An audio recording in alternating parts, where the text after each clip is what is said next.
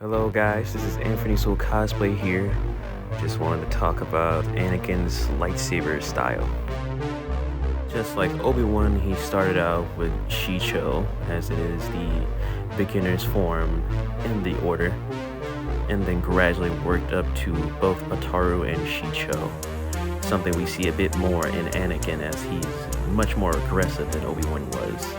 And even as of Attack of the Clones, you'll see that Gemso gradually sliding in through his offense.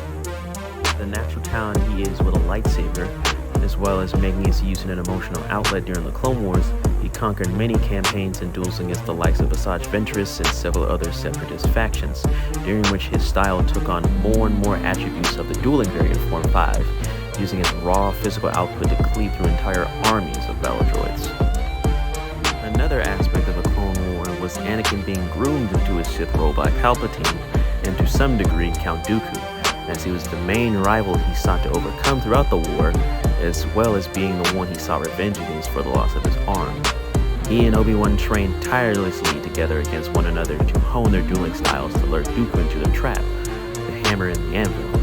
But Anakin also used his passive force barrier to cast aside any powerful force-based attacks done against him, to the terror of those in his wrath.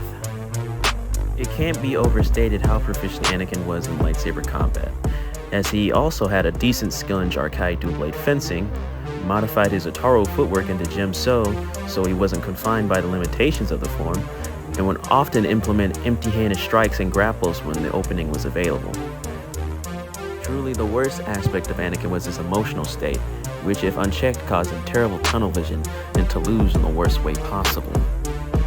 Say in his first fight against Dooku, he chose to rush the Sith Lord instead of working alongside Kenobi and was immediately knocked aside, and later overwhelmed by the Makashi blade work.